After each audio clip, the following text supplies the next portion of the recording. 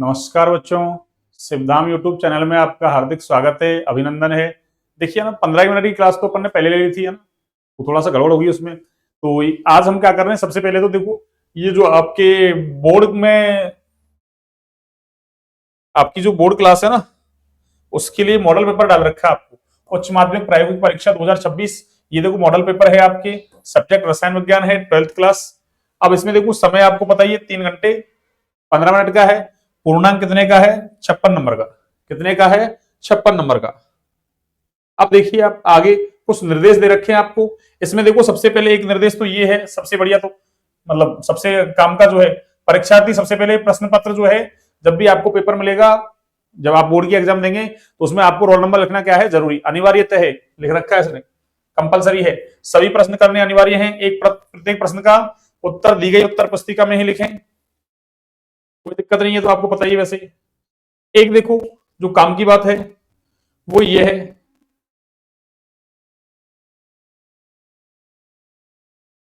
एक इसने लिखा है, प्रश्न का उत्तर लिखने से पहले प्रश्न का जो क्रमांक है, यानी कितने नंबर का क्वेश्चन है वो, मतलब कितना, कौन सा सीरियल वाला क्वेश्चन, उसके नंबर नहीं, मतलब सीरियल में कितने में आ रहा है, 17 नंबर का क्वेश्चन है या 20 नंबर वाला है या 25 वाला है, कौन सा है आपकी क्वेश्चन, तो वो आपको लिखना है। फिर उसके बाद उत्तर लिखना है। एक प्रश्न पत्र के हिंदी और अंग्रेजी रूपांतरण में किसी प्रकार की त्रुटि, अंतर या विरोधाभास होने पर क्या होगा? हिंदी भाषा के अरे प्रश्न को ही क्या मानना है आपको? सही। अगर हिंदी अंग्रेजी दोनों में से मान लो किसी में भी त्रुटि है, तो आपको किसका? हिंदी वाला सही मानना है, इंग्लिश वाला सही नहीं मानना। ये बात आपको याद रखनी है। और ये मैं पूरी पूरी पीडीएफ आपको टेलीग्राम चैनल पे डाल दूंगा। सिद्धांत केमिस्ट्री क्लासेस का जो टेलीग्राम चैनल है, तो उसके डिस्क्रिप्शन में इसका लिंक दे रखा है टेलीग्राम का, वहां से आप ज्वाइन करें सीधे, और आपको वहां पीडीएफ मिल जाएगी। 115 पेज की पीडीएफ है। इसमें आपकी सारे हिंदी इंग्लिश है आपकी, है ना, फिजिक्स केमिस्ट्री मैथ बायो सारी मिल जाएंगी आपको, इससे आप उनको भी सॉल्व कर सकते हैं। इससे हमको एक आइडिया आएगा। देखो, हाफ ईयरली का जो पेपर है वो मैंने आपको पेपर सॉल्यूशन यूट्यूब पे डाल रखा है अपने सिद्धांत केमिस्ट्री क्लासेस वाले पे। आज मॉडल पेपर करवा रहे हैं आपको। इसके बाद आपको 2013 से 2025 तक जितने भी पेपर लगे हैं आपके, उन सबका सॉल्यूशन मैं करके बताऊंगा आपको ना, यहाँ कि आपको कैसे आंसर देने हैं, आंसर राइटिंग वगैरह कैसे करनी है आपको। और इसके अलावा जितनी भी नेमिंग रिएक्शंस हैं आपके ऑर्गेनिक में, सारी नेमिंग रिएक्शंस एक ही लेक्चर में ले ली जाएंगे ना, वन शॉट। फिर 10 चैप्टर हैं आपके, 10 चैप्टर को आप, है ना, वही एक चैप्टर को एक शॉर्ट में ले लेंगे अपन। और आपके जो मल्टीपल चॉइस वाले रिक्त स्थान वाले सवाल आते हैं, इनके लिए तो मैंने आपको कम्युनिटी पोस्ट पर खूब सारे सवाल डाल रखे हैं, कम से कम 300-400 सवाल होंगे, और भी सवाल डाल रहे हैं उसमें। उनको ही पढ़ लोगे आप, उससे हो जाएंगे आपके मल्टीपल चॉइस वाले रिक्त स्थान वाले, और जो अति लघुत्तरात्मक है वो तो वहीं से हो जाएंगे आपके। बाकी लघुत्तरात्मक है आपके, एक दीर्घ उत्तरीय है, निबंधात्मक है, उसको मैं आपको यहीं करके बता रहा हूं, ठीक है ना। एक देखिए, अब इसमें आपके सवाल कौन कौन से आएंगे। एक तो मल्टीपल चॉइस वाले, जिनको आप एवरेज बोलते हो। एक सवाल है आपकी, देखो मैं यहाँ पीछे को एक बार आपको समझाता हूँ हल्का सा ना, जल्दी, है ना। देखिए, थोड़ा फास्ट समझ लेते हैं पर। देखिए, ये दे रखा है आपके, वैसे मैंने पहले ही समझा दिया था ना, लेकिन वो थोड़ा सा गड़बड़ हो गई थी इस चक्कर में। देखिए, ये आपके कौन से, देखो बहुविकल्पीय सवाल आ रहे हैं आपके। कितने? 18 क्वेश्चन आ रहे हैं, एक आधे नंबर का है, तो कुल नंबर कितने हैं? 9। रिक्त स्थान वाले कितने हैं आपकी? 10। कितने हैं? 10। ये लो, इसको हल्का सा बड़ा कर लेते हैं। रिक्त स्थान वाले कितने हैं आपके? 10 क्वेश्चन है आपके, और एक क्वेश्चन आधे नंबर का है, कुल 5। अति लघुत्तरात्मक वेरी शॉर्ट आंसर 10 क्वेश्चन है, एक नंबर का एक है, टोटल 10 नंबर के हैं। लघुत्तरात्मक कितने के हैं आपके, मतलब 10 सवाल हैं, एक 1.5 नंबर का है, टोटल 15। और दीर्घ उत्तरात्मक ये 3 क्वेश्चन आएंगे आपके, और एक क्वेश्चन 3 नंबर का है, टोटल कितने? 9 नंबर हो गए आपके। और निबंधात्मक है, 2 क्वेश्चन है, एक क्वेश्चन 4 नंबर का, टोटल 8 नंबर की। कुल मिला के नंबर कितने हैं आपके? 56। क्वेश्चन कितने हैं? 53, यानी 53 क्वेश्चन 56 नंबर। इस तरीके से आपको याद रखना है, ठीक है ना। अब हम करते हैं क्वेश्चन सॉल्व सीधे ही, बगैर समय गंवाए। देखिए कैसे सॉल्व करते हैं। अब देखिए, मैं तो आपको क्या करवाऊंगा, सुनिए, मैं तो आपको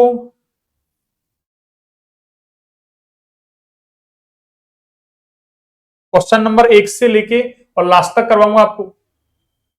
और आपको वहां एग्जाम में क्या करना है, अरे आपको एग्जाम में जो क्वेश्चन आपको सबसे अच्छा आ रहा है, तो यहां तक आ गए थे पर, और वो गड़बड़ होगी इस वजह से। तो आपको क्या करना है, जो क्वेश्चन सबसे अच्छा आ रहा है उसको सबसे पहले करें, ताकि टीचर का एक माइंडसेट है ना हो जाए कि भाई किस तरीके के क्वेश्चन हैं, उनको क्या ना मतलब कितने नंबर देने हैं आपको। मतलब आपने क्वेश्चन मान लो शुरुआत में अच्छे अच्छे सवाल किए, सारे सवाल सही हैं, तो एग्जामिनर की थ्योरी सेट हो जाएगी दिमाग में कि अच्छा ये बच्चा अच्छा है, वो फटाफट है ना मार्किंग करता जाएगा। लास्ट में मान लो एक दो क्वेश्चन आप थोड़े बहुत ऐसे भी कर दोगे ना हल्के फुल्के, तो भी वो मतलब नंबरिंग अच्छी कर जाता है। और हमने शुरुआत में गलत कर दी, लास्ट में जाकर इतना अच्छा कर ले, उसके दिमाग में थ्योरी सेट हो जाएगी, वो काटते पीटते जाएगा सीधे। ठीक है ना, इसलिए जो सवाल सबसे पहले आ रहे हैं उनको सबसे पहले करें। अब मैं तो आपको सॉल्व करके बता रहा हूं, इसलिए मैं तो आपको नंबर 1 से करवा रहा हूं, नहीं बाकी आप एग्जाम में क्या करेंगे, जो सबसे अच्छा आ रहा है उसको सबसे पहले करें। ठीक है ना, देखिए सबसे पहला ही सवाल अच्छा है, बहुविकल्पीय सवाल है आपके। कौन सा है, मल्टीपल चॉइस वाला। देखो बहुविकल्पात्मक प्रश्न, बहुविकल्पात्मक का मतलब अरे एक से ज्यादा विकल्प हैं, उनमें से कौन सा सही है वो आपको करना है। देखिए सबसे पहला सवाल, शुद्ध जल की मोलरता। अच्छा सवाल है, शुद्ध जल की मोलरता पूछे आपसे, अरे या मोलरता पूछ ले तब भी आंसर यही है, सीधे ही याद रखें आप। क्या, वैसे इसने एम नहीं लिखा था, देखो मोलरता का या तो मात्रक लिखो मोल प्रति लीटर, या कैपिटल एम लिख दो। तो मोलरता पूछेगा तो कैपिटल एम लिखना है उसको, और मोलरता पूछे तो स्मॉल एम। तो मोलरता पूछे या मोलरता पूछे, मोलरता भी कितनी है इसकी, अरे 55.5, किसकी, शुद्ध जल की। तो आपसे मोलरता पूछे या मोलरता, उसने मोलरता पूछी, मैंने आपको मोलरता बता दी कितनी है, 55.5।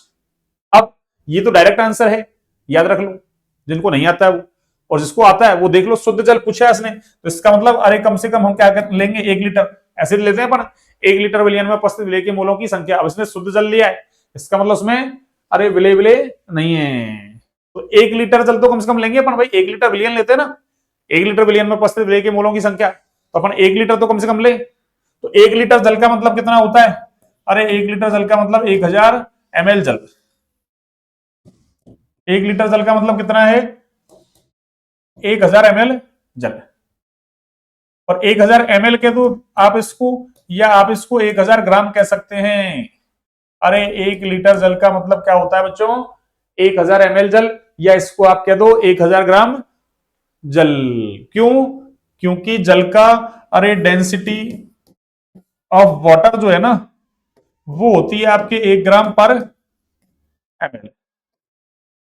यानी जल का जो घनत्व होता है वो कितना होता है आपके, 1 ग्राम पर ml।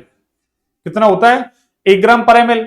जब 1 ग्राम पर ml है तो क्या करो आप पहले, अरे जल के मोल निकालो ना, जल के मोल कितने होंगे, 1000 ग्राम जल में जल के मोल अगर निकालेंगे आप, तो 1000 ग्राम यानी द्रव्यमान बटे इसका मोलर द्रव्यमान 18, तो ये आंसर आएगा कितना, 55.5। तो 1 लीटर जल में जल के मोल कितने, 55.5। अब कुछ नहीं दे तो मोल तो कितने, 55.5, और कुछ नहीं दे तो आयतन तो क्या मानते हैं, एक ही तो मानते हैं। कुछ नहीं दे हमको तो आयतन क्या मानते हैं, एक, क्योंकि 1 लीटर के लिए डिफाइन करते हैं इसको।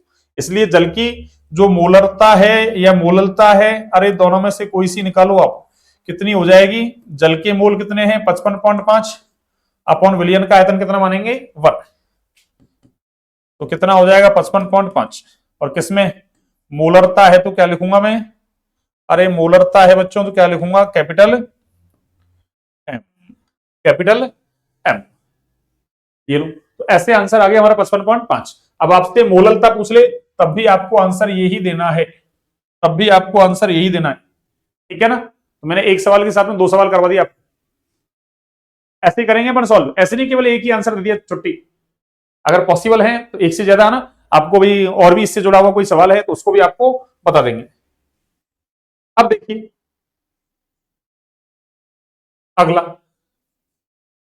मानक हाइड्रोजन इलेक्ट्रोड का इलेक्ट्रोड विभव। अरे मानक हाइड्रोजन इलेक्ट्रोड का मतलब एसएचई, और हमको पता है एसएचई का इलेक्ट्रोड विभव, अरे आईयूपीएसी ने क्या माना है, 0 माना है ना, स्वेच्छा से 0 माना है। ऐसा आपके सर लिखाते हैं या मैंने पढ़ा है, वहां तो मैंने लिखा है। ठीक है ना, कि आईयूपीएसी ने एसएचई यानी स्टैंडर्ड हाइड्रोजन इलेक्ट्रोड का जो विभव है इसको क्या माना है, अरे 0 माना है। तो एसएचई बोल दो इसको, या एनएचई बोल सकते हैं हम, नॉर्मल हाइड्रोजन इलेक्ट्रोड। तो कितना हो जाएगा 0 का मतलब ये 0.0 वोल्ट। आगे देखिए, अगर हमसे उसका पूछ लेता, अरे डेनियल सेल का है ना सेल विभव पूछता, ये तो इलेक्ट्रोड विभव पूछा, सेल विभव पूछता, तो ये डेनियल सेल का सेल विभव है, किसका, डेनियल सेल का सेल लगभग 1.1 वोल्ट होता है। आगे देखिए, डी ब्लॉक के तत्वों को और क्या कहा जाता है? अरे डी ब्लॉक के तत्वों को हम संक्रमण तत्व कहते हैं भी। डी ब्लॉक के तत्वों को क्या कहते हैं? संक्रमण तत्व। और इनको क्या कहते हैं? आंतरिक संक्रमण तत्व किसको कहते हैं? अरे एफ ब्लॉक एलिमेंट्स को क्या कहते हैं हम? एफ ब्लॉक के जो तत्व हैं उनको क्या कहते हैं हम? आंतरिक संक्रमण तत्व, इनर ट्रांजिशन एलिमेंट, जबकि डी ब्लॉक वालों को ट्रांजिशन एलिमेंट। आगे देखिए, प्रतिनिधि तत्व, ये तो एस ब्लॉक वाले भी आते हैं इसमें और पी वाले भी आते हैं। और एस ब्लॉक के तत्वों को क्या कहते हैं अपन? इनको तो क्षार धातु कहते हैं भैया ना, या इसको छोड़ो आप, क्षार क्या इनको ना, वैसे प्रतिनिधि या समान तत्व भी कहते हैं वैसे तो ना। एस ब्लॉक में कौन? क्षार धातु भी आते हैं, क्षारीय मृदा धातु भी आते हैं। एस और पी वाले क्या कहलाते हैं? प्रतिनिधि तत्व। एस ब्लॉक तत्व तो जिनमें अंतिम इलेक्ट्रॉन एस कोष में जाएगा, एस ब्लॉक के तत्व। आगे देखिए, ये सवाल भी अच्छा है आपकी, ये वाला सवाल सारे ही अच्छे हैं। रेडियो एक्टिव विघटन की अभिक्रिया की कोटि कितनी है? अरे रेडियो एक्टिव विघटन यानी सभी प्राकृतिक और कृत्रिम जो रेडियो एक्टिव है ना तत्वों का विघटन है, वो कौन सी कोटि की अभिक्रिया है? अरे वो प्रथम कोटि की अभिक्रिया है भैया ना। प्राकृतिक कह दो आप, कृत्रिम दोनों ही, प्राकृतिक वाले भी और कृत्रिम दोनों ही, प्राकृतिक और कृत्रिम दोनों ही रेडियो एक्टिव विघटन है। वो किसके एग्जाम्पल हैं? प्रथम कोटि अभिक्रिया के। आगे देखिए, अगला क्वेश्चन, एक्टिनाइड श्रृंखला का प्रथम तत्व कौन सा है? अरे एक्टिनाइड श्रृंखला का प्रथम तत्व, एक्टिनाइड श्रृंखला देखो, अरे एफ ब्लॉक के अंदर दो श्रृंखलाएं या कह दो दोस्तों ना श्रेणियां होती हैं, एक लेंथेनाइड श्रेणी, दूसरी एक्टिनाइड श्रेणी। लेंथेनाइड श्रेणी तो कहां से स्टार्ट होती है? अरे लेंथेनाइड श्रेणी कहां से होती है बच्चों? आपसे मान लो एग्जाम में लेंथेनाइड पूछ रहे, जरूरी थोड़ी ना एक्टिनाइड पूछे। तो लेंथेनाइड श्रृंखला कह दो, श्रेणी कह दो, एक ही बात है। तो लेंथेनाइड श्रेणी कहे तो ये सीरियम परमाणु क्रमांक कितना है? अरे 58 से लेके और कहां तक है बच्चों? अरे ये लुटेशियम 71 तक है। तो लेंथेनाइड श्रेणी का पहला तत्व पूछे तो सीरियम हो जाएगा। कौन हो जाएगा? सीरियम। और एक्टिनाइड श्रेणी का प्रथम तत्व पूछे, एक्टिनाइड श्रेणी का इसने प्रथम तत्व पूछा है, एक्टिनाइड श्रेणी का अरे प्रथम तत्व, तो ये कौन सा है? थोरियम 90 से लेके अरे लॉरेंसियम 103 तक है। इसने प्रथम पूछा है, मैंने आपको अंतिम भी बता दिया और एक लेंथेनाइड श्रेणी बता दी, आपको दोनों ही बता दी। तो देखिए आंसर क्या होगा हमारा? Thorium uranium. आंसर तो हमारा दिख रहा है वैसे थोरियम हो जाएगा। क्या हो जाएगा? थोरियम। क्या हो जाएगा बच्चों? थोरियम है ना।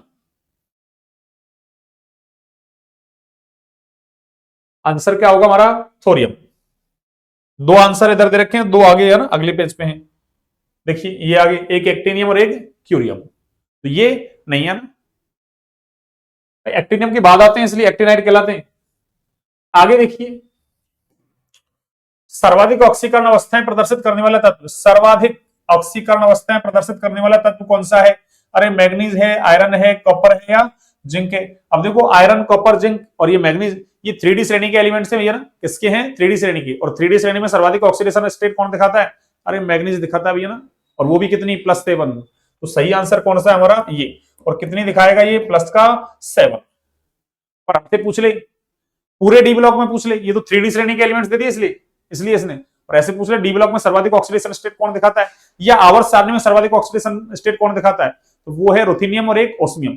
तो मैं यहां लिख देता हूं आपको, नॉट, ये लो आपके कम का है। आवर्त सारणी में कह दो आप, पूरी आवर्त सारणी की बात कर ले, ठीक है ना, या फिर डी ब्लॉक की बात कर ले ना, क्यों आपके डी और एफ है ना। आवर्त सारणी या डी ब्लॉक में सर्वाधिक ऑक्सीडेशन स्टेट, ओएस का मतलब ऑक्सीडेशन स्टेट, रुथेनियम व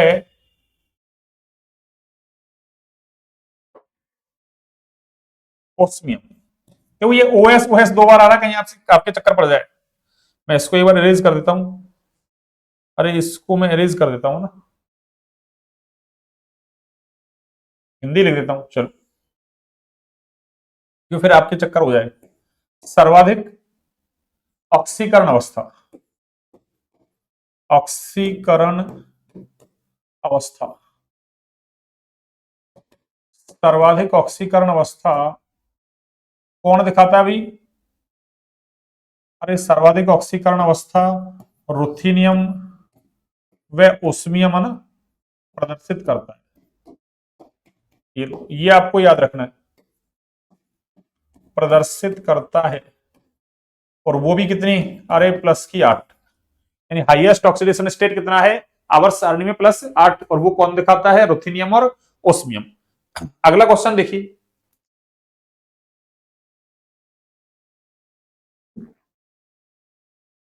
हाँ जी देखिए, ये कह रहा है संकुल है आपके PtNH3 का होल थ्राइस Cl2 आगे Br, और इस ब्रैकेट के बाहर इस ब्रैकेट वाले को ना, अरे ये ब्रैकेट के अंदर जो है ना, इसमें एक तो केंद्रीय धातु परमाणु होते हैं, बाकी के लिगेंड होते हैं। और ये बड़ा ब्रैकेट है, इस पूरे बड़े ब्रैकेट है जिसमें CMI और लिगेंड है, उसको अपन क्या कहते हैं? समन्वय सत्ता, कोऑर्डिनेशन एंटाइटी या समन्वय मंडल भी कह सकते हैं, कोऑर्डिनेशन स्फीयर, कोऑर्डिनेशन एंटाइटी या कोऑर्डिनेशन स्फीयर।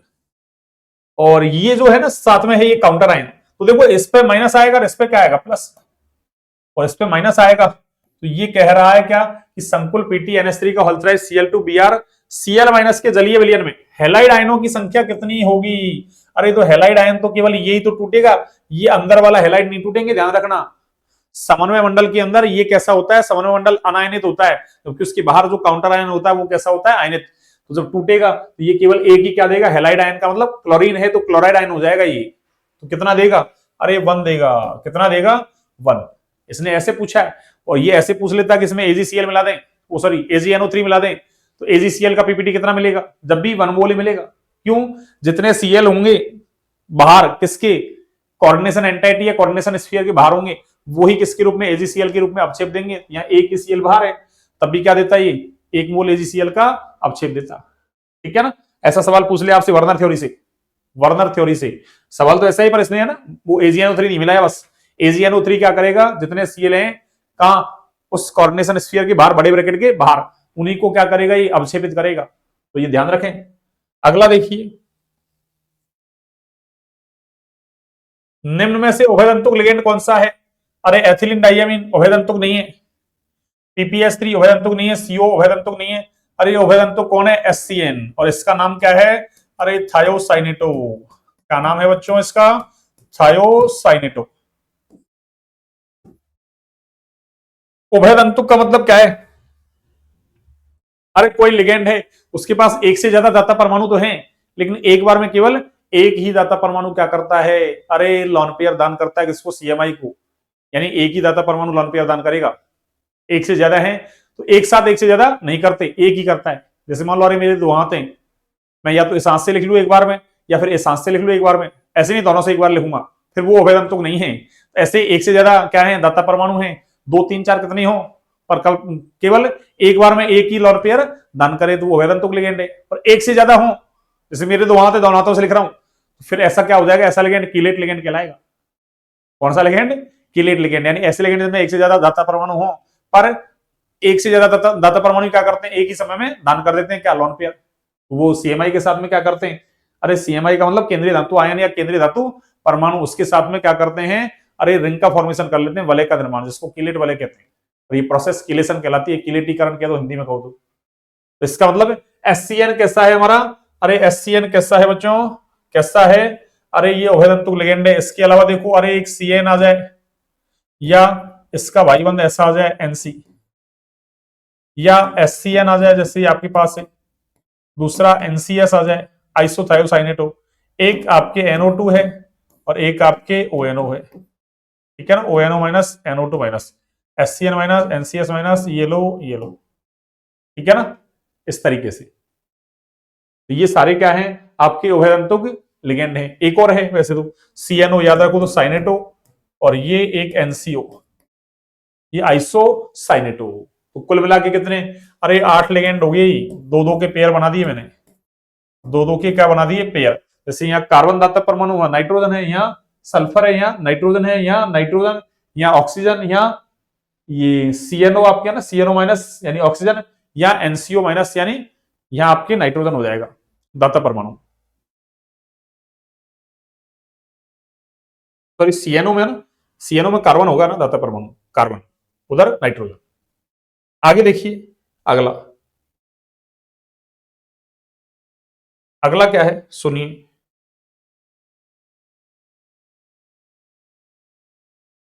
ये अभिक्रिया दे रखी है, देखो आप, ये अभिक्रिया दे रखी है आपको, और ये दिखाई दे रही होगी। एक सेकंड में इसको देखो, हल्का सा इसको खोल के लिख दूं मैं आप। ये देखिए, अरे ये ऐसे है, देखो यार, ये थोड़ा साफ नहीं दिख रही है ना। चलो मैं इसको ऐसे कर दूं, और मैं बना देता हूं इसको, देखो। अरे ये ऐसे दे रखा है आपको, ये टू, और ये आपके क्या है, ये लो, ऐसे है ये Cl इसके ऊपर जुड़ा हुआ है, ठीक है ना। और ये 2Na दे रखा है, शुष्क ईथर दे रखा है। और ये अरे दो बेंजीन रिंग इसने अटैच कर रखी है ऐसी, ऐसी दो बेंजीन रिंग क्या कर रखी है इसने, अटैच कर रखी है बच्चों, ऐसी। एक सेकंड, दो बेंजीन रिंग ऐसे जोड़ रखी है, देखो, ऐसी दो बेंजीन रिंग इसने जोड़ रखी है। ये फेनिल तो ये बन गया आपके वाई फेनिल कह दो या डाई फेनिल कह दो। तो देखो ये एरिल हेलाइड है, यानी क्लोरोबेंजीन एरिल हेलाइड तो है। तो एरिल हेलाइड की अभिक्रिया शुष्क ईथर की उपस्थिति में सोडियम धातु से करवा दी। अरे तो ये वाई फेनिल बन गया। कौन सा फेनिल बच्चों, वाई या डाई कुछ भी कह दो आप, वाई फेनिल या डाई फेनिल बनता है। ये अभिक्रिया कौन सी कहलाती है, अरे वोल्ट नहीं, वोल्ट अभिक्रिया तो किसकी है, एल्किल हैलाइड की है, फ्रिडेल क्राफ्ट नहीं है। वोल्ट फेटिक, वोल्ट फेटिक नहीं है। कौन सी है ये, अरे ये फिटिक अभिक्रिया है भैया ना।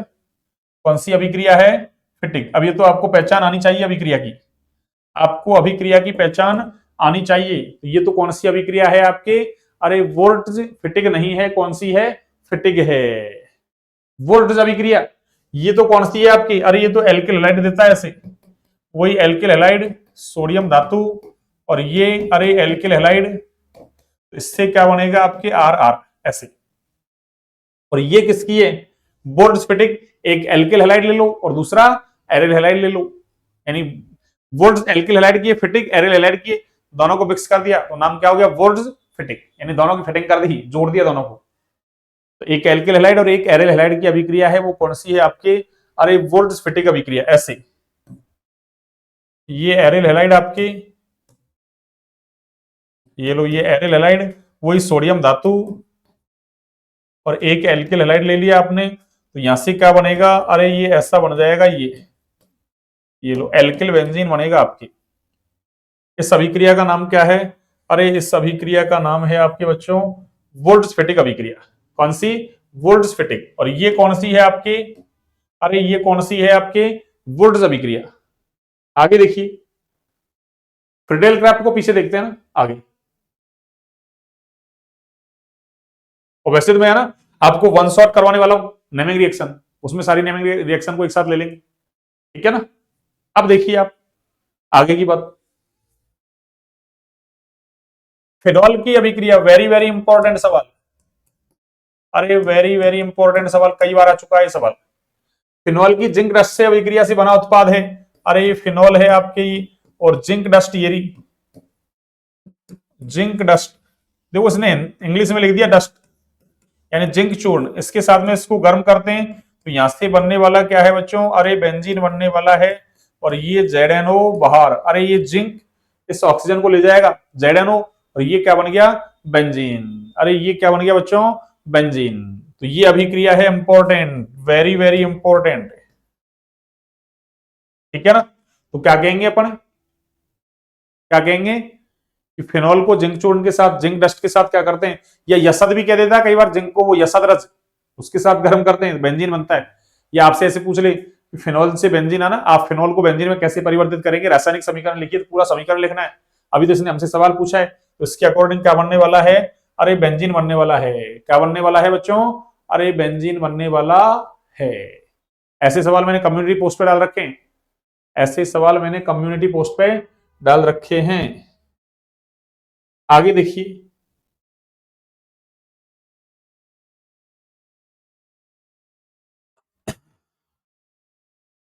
ये लीजिए,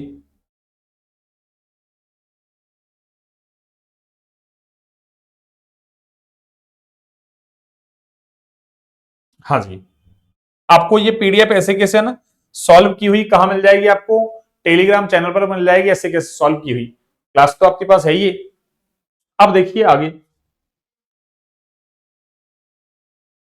हाँ जी, देखिए ये थोड़ा स्ट्रक्चर को गलत बना रखा है इसने। ये CS3 जो है ना, ये CS3, अरे ये CS3 यहां नहीं है, ये CS3 कहां है? अरे ये CS3 यहां है, ध्यान रखें। इसने थोड़ा है ना, इससे मिसप्रिंटिंग हो गई, CS3 को थोड़ा आउट कर दिया इसने। तो ये CS3 कहां है? यहाँ देख लो, वैलेंसी पूरी हो रही है ना, CH2 डबल बॉन्ड CH और CH और आगे CH3 है, इसके उसके आगे OH है। इसमें कह रहा है एल्कोहल समूह की प्रकृति कैसी है। अब एल्कोहल समूह की प्रकृति का मतलब, अरे OH जिस कार्बन से जुड़ा है उसकी नेचर कैसी है, 1 डिग्री है, 2 डिग्री है या 3 डिग्री है। उसी के आधार पर क्या हो जाएगा, एल्कोहल भी 1 डिग्री 2 डिग्री, अरे 3 डिग्री हो जाएगा। तो देखो OH जिस कार्बन से जुड़ रहा है इसकी नेचर कैसी है, अरे 2 डिग्री है। कैसे 2 डिग्री? क्योंकि ये एक कार्बन इधर से जुड़ रहा है, एक इस कार्बन से जुड़ रहा है, तो कितने, 2 कार्बन से जुड़ा हुआ है। 2 डिग्री कार्बन पर क्या है, OH, तो ये एल्कोहल कैसा है, secondary alcohol means 2 degree alcohol. तो कौन सा हो जाएगा आंसर हमारा, द्वितीय। ऐसे आपको सॉल्व करना है। अगला देखिए, ये भी अच्छा सवाल है। फिनॉल का आईयूपीएसी नाम, अरे फिनॉल ये रहा फिनॉल, इसका आईयूपीएसी नाम क्या है? देखिए, अरे इसका आईयूपीएसी नाम क्या है? ये तो हाइड्रोक्सी, अरे ये तो हाइड्रोक्सी, और ये क्या है बच्चों, अरे बेंजीन। ये क्या है, हाइड्रोक्सी, और ये आपके बेंजीन, हाइड्रोक्सी बेंजीन। देख लो हाइड्रोक्सी बेंजीन कहाँ है, तो मिथाइल फिनॉल तो है नहीं है, अरे ये पूरा ही फिनॉल है, मिथाइल कहाँ है इसमें, मिथाइल फिनॉल नहीं है। तो बेंजिल एल्कोहल, बेंजिल एल्कोहल ऐसा नहीं होता, अरे बेंजिल एल्कोहल तो ऐसा होता है आपकी, अरे ये बेंजिल ग्रुप है, टोलुइन से H हटाते बेंजिल, और ये OH, तो ये बेंजिल एल्कोहल है। ये तो कौन सा एल्कोहल है, अरे ये बेंजिल एल्कोहल है भैया ना। और एथिल फिनॉल, एथिल फिनॉल तो है ही नहीं, ये तो फिनॉल ही, तो मैथिल फिनॉल ही नहीं है। तो मैथिल को ये कई बार ऐसे लिख देता है मिथाइल, अरे METHYL, मैथिल बोल दो, THY को थी बोलो या थाई बोलो, एक ही बात है। इसने मिथाइल लिख रखा, ध्यान रखें, मिथाइल बोले मैथिल बोले एक ही बात है, ऐसे इसको एथिल बोले एथाइल बोले एक ही बात है, ठीक है ना। तो ये एथाइल फिनॉल, मिथाइल फिनॉल नहीं है, ये बेंजिल एल्कोहल भी नहीं है, तो ये क्या है भी, अरे ये हाइड्रोक्सी बेंजीन है। और एक चीज और ध्यान रखें, इंपॉर्टेंट, वेरी वेरी, कैसे, इसका ट्राइवियल नेम क्या है, अरे इसको हम कार्बोलिक एसिड भी बोलते हैं। जब जिस दिन ये लिख देगा ना कार्बोलिक एसिड, तो आधे बच्चे तो ऐसे ही है ना फेल हो जाएंगे। कार्बोलिक एसिड कहां से आ गया, अरे फिनॉल को हम कार्बोलिक एसिड भी कहते हैं, फिनॉल को कार्बोलिक एसिड भी कहते हैं, एनसीईआरटी में लिखा हुआ है। फिनॉल का ही नाम क्या है बच्चों, कार्बोक्सिलिक एसिड है। कौन सा एसिड? तो आपसे ऐसे कह देता कि इसने फिनॉल का यूपीएसी नाम लिखा है ना, इसकी जगह थोड़ा सा सियाना बन जाता और ऐसे कह देता कि कार्बोलिक एसिड का यूपीएसी नाम क्या है, आधे से बच्चे तो वैसे फेल हो जाते, कोई बहुत कम आंसर दे पाते। अगला देखिए, तो कार्बोनिल समूह के कार्बन की संकरण अवस्था बताइए। अरे कार्बोनिल समूह कैसा होता है बच्चों, अरे कार्बोनिल समूह ये होता है। अब इसकी संकरण अवस्था कह रहा है, तो हमको पता है संकरण अवस्था कैसे निकालोगी, अरे डबल बॉन्ड में एक सिग्मा एक पाई, ये सिग्मा और ये सिग्मा, कुल सिग्मा कितने हैं यहाँ 3, और 3 सिग्मा का मतलब, अरे संकरण कौन सा होगा, sp2, कौन सा हो जाएगा, sp2, तो sp2 sp3 sp3d, तो कौन सा होगा sp2। तो मैं आपको ना सारे आंसर सॉल्व करके बता रहा हूं, देखो उससे रिलेटेड कोई अगर दूसरा सवाल भी है, दूसरा ऑप्शन भी है, उसको मैं आपको बता रहा हूं, ठीक है ना। इसलिए डोंट वरी, ऐसे नहीं है, इसमें 53 क्वेश्चन है ना, अरे 53 की जगह आप 100 क्वेश्चन सीखोगे, 100 से भी ज्यादा, केवल 53 ही नहीं। देखो मैंने बोर्ड्स बता दी, एक अभिक्रिया दी थी, उसमें मैंने 3 अभिक्रिया बता दी आपको, ऐसे ही उससे रिलेटेड जैसे एक ये पूछा है, मैंने दूसरा बता दिया आपको, बेंजल एल्कोहल, उसकी स्ट्रक्चर बना दी आपको। अब देखो ये कह रहा है कीटोन की क्लीवेंसन अभिक्रिया, अरे क्लीवेंसन अभिक्रिया इंपॉर्टेंट है भैया ना, से प्राप्त होगी कीटोन। अब कीटोन तो कम से कम, अरे हम कितना 3 कार्बन का कीटोन तो होता ही है, अरे कम से कम कितने कार्बन का कीटोन बच्चों, 3 कार्बन का कीटोन तो होता ही है। और क्लीवेंसन अपचयन में क्या करवाते हैं, अरे अपचयन करवाते हैं किसकी प्रेजेंस में, अरे जिंक अमलगम और concentrate HCl, zinc amalgam concentrate HCl लेते हैं, तो क्या करो, अरे इस ऑक्सीजन को हटा दो इसको, और इसकी जगह क्या कर दो, अरे इसकी जगह 2H लगा दो, तो एक ऑक्सीजन हटेगा, 2 हाइड्रोजन जुड़ जाएंगे। क्यों? ऑक्सीजन 2 बॉन्ड बनाता है, हाइड्रोजन 1 बनाता है। जब एक 2 बॉन्ड वाले को हटाएंगे और 1 बॉन्ड वाला जोड़ेंगे तो 2 ही जोड़ेंगे एक की जगह। तो कितना हो जाएगा यहां से CH3, अरे CH2 और ये CH3। मीन्स क्लीवेंसन अपचयन अभिक्रिया से क्या होता है, एल्केन बनते हैं ना हाइड्रोकार्बन। तो देखो इसने कहा एल्कोहल बनता है क्या, अरे नहीं। एल्केन बनता है क्या, बिल्कुल बनता है। एल्काइन बनता है, नहीं। कार्बोक्सिलिक एसिड बनता है, नहीं।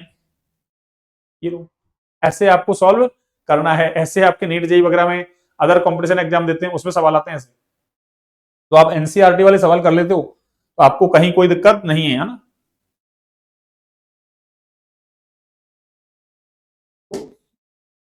आगे देखिए। हाँ जी, देखिए एल्डिहाइड का ऑक्सीकरण करने पर क्या बनता है। अरे देखो एल्डिहाइड जो होता है ना, एल्डिहाइड, अरे 1 डिग्री एल्कोहल का ऑक्सीकरण करवाते हैं ना, 1 डिग्री एल्कोहल का ऑक्सीकरण करवाते हैं तो एल्डिहाइड बनते हैं, और एल्डिहाइड का आगे ऑक्सीकरण करवाते हैं, अरे तो बच्चों कार्बोक्सिलिक एसिड बनता है। क्या बनता है, कार्बोक्सिलिक एसिड। अरे ये क्या है, अरे ये कार्बोक्सिलिक एसिड है भैया ना। क्या है बच्चों, कार्बोक्सिलिक, अरे एसिड। कौन सा एसिड, कार्बोक्सिलिक एसिड। ये क्या है, अरे ये एल्डिहाइड है। पहले बोर्ड में पूछा जा चुका है कि 1 डिग्री एल्कोहल के ऑक्सीकरण से किस श्रेणी के यौगिक बनाए जा सकते हैं। अरे तो 1 डिग्री एल्कोहल का ऑक्सीकरण करवाते हैं ना, उससे एल्डिहाइड बनता है। जैसे मैं अगर यहाँ क्या ले लूं, अरे मैं यहाँ क्या ले लूं बच्चों, अरे 1 डिग्री एल्कोहल ऐसा ले लूं मैं, जैसे RCH2OH, और इसका मैं ऑक्सीडेशन करवा दूं तो ये क्या बन जाएगा, एल्डिहाइड बन जाएगा। अरे ये क्या बन जाएगा बच्चों, एल्डिहाइड। ये कौन सा एल्कोहल है, अरे 1 डिग्री एल्कोहल। तो ये बात आपको याद अरे रखनी है। तो एल्डिहाइड के ऑक्सीकरण से क्या बनेगा, एल्कोहल बनेगा, नहीं। अरे एल्कोहल के ऑक्सीकरण से एल्डिहाइड बनता है उल्टा। एल्डिहाइड के ऑक्सीकरण से एल्कोहल नहीं बनेगा। हाँ, एल्डिहाइड का अपचयन करवाओगे तो एल्कोहल बन जाएगा। कीटोन नहीं, 2 डिग्री एल्कोहल लेते हैं उसका ऑक्सीकरण करवाते हैं तो कीटोन बनता है। ये तो एल्डिहाइड से कीटोन नहीं बनेगा। कार्बोक्सिलिक एसिड बनता है बिल्कुल है ना। ईथर नहीं बनता, ईथर अरे नहीं बनता है। तो इस कंसेप्ट को आप याद रखें, अरे इस कंसेप्ट को आप याद रखें, आपको थ्योरी में करवा रखा है। और भी बच्चे देख रहे हैं, जो भी राजस्थान बोर्ड के बच्चे हैं जो देख रहे हैं, उनके सर हैं, उन्होंने भी पढ़ाया होगा ये, ठीक है ना। अब देखिए, जो ही बच्चे देखेंगे उनको ना निश्चित रूप से फायदा होगा। मॉडल पेपर को सॉल्व करवा रहे हैं 2013 से लेके 2025 तक के जितने पेपर हैं उनको ऐसे है ना, आज इसको सॉल्व करवा रहे हैं, ऐसे करवाएंगे। हाफ ईयरली वाला पेपर सॉल्व करवा दिया, इनसे बाहर कुछ आएगा नहीं। वन शॉट करवा देंगे आपको, नेमिंग रिएक्शन अलग से करवा देंगे। कोई टॉपिक अगर आपको टाइट लगता है कि सर ये टॉपिक टाइट लगता है, उसको और स्लो करवा देंगे आपको ना। तो आप कमेंट सेक्शन में बिल्कुल कमेंट डाल सकते हैं कि सर ये टॉपिक भी पढ़ाया जाए, ठीक है ना। देखिए अगला क्वेश्चन नंबर 16। देखिए क्वेश्चन नंबर 16 में क्या कह रहा है, निम्न में से अधिकतम क्षारीय यौगिक कौन है। देखो अरे एथिल ग्रुप दे रखा है, एथिल एथिल एथिल अमोनिया। अरे अमोनिया तो एल्किल एमिन से कम क्षारीय होता है, तो ये तो सबसे मिनिमम हो गया। अरे मिनिमम पूछता हमसे तो हमारा आंसर ये हो गया, कौन सा, अमोनिया। यानी अमोनिया एल्किल एमिन से कैसा होता है, कम क्षारीय। कोई सा एल्किल एमिन हो उससे कम क्षारीय होगा। क्यों, एल्किल ग्रुप का कैसा प्रभाव होता है, प्लस आई प्रभाव होता है। इस वजह से वो इलेक्ट्रॉन देता है तो नाइट्रोजन पर इलेक्ट्रॉन डेंसिटी को बढ़ा देता है, इस वजह से वो ज्यादा क्षारीय होता है। तो अमोनिया सबसे कम होगा। अब बच्चे तीन, इन तीनों में देखो, अरे इन तीनों में अगर देखें हम तो 2 डिग्री, वैसे देखो मैं इसको आपको ना डायरेक्ट रिजल्ट बता देता हूं। देखो अरे इंपॉर्टेंट है ये, आपके एनसीईआरटी में दे रखा है, नीट वगैरह जेई वगैरह जैसे एग्जाम में पूछा जाता है आपसे, सीधे याद रखें आप।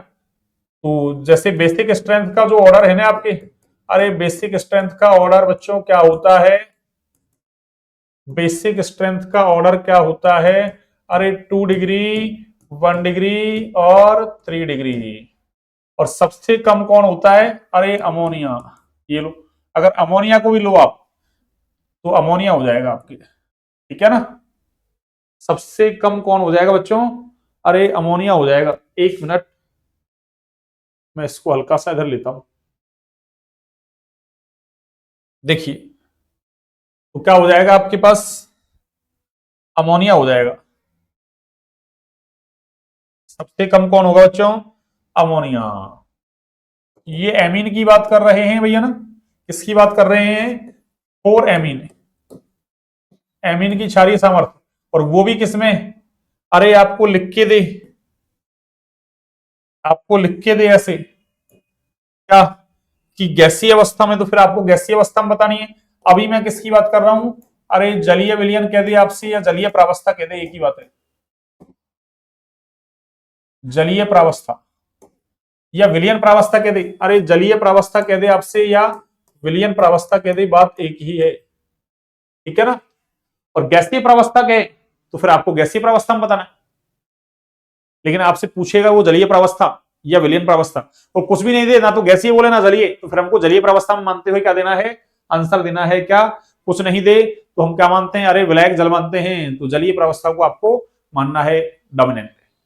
तो फिर जलीय प्रावस्था में एमीन की क्षारीय सामर्थ्य का क्रम क्या है? अरे 213 अमोनिया। लेकिन ध्यान रखें, अरे आर बराबर अगर CH3 ले लिया आपने, क्या ले लिया? अरे क्या ले लिया बच्चों, ध्यान रखना, अरे CH3 अगर ले रखा है तो फिर आपके पास ऑर्डर क्या होगा? अरे 2 डिग्री, 1 डिग्री, 3 डिग्री और अमोनिया हो जाएगा। लेकिन मान लो आर बराबर क्या दे दे आपको? अरे C2H5 दे दे, क्या दे दे?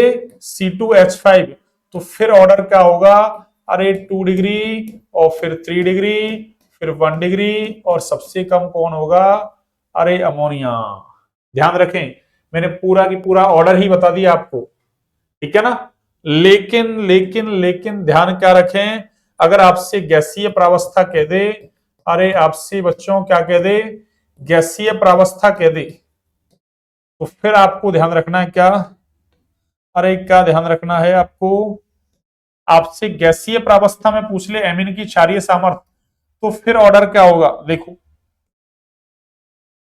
फिर ऑर्डर होगा आपके 3 डिग्री सबसे ज्यादा, फिर 2 डिग्री, फिर 1 डिग्री और सबसे कम अरे अमोनिया हो जाएगा।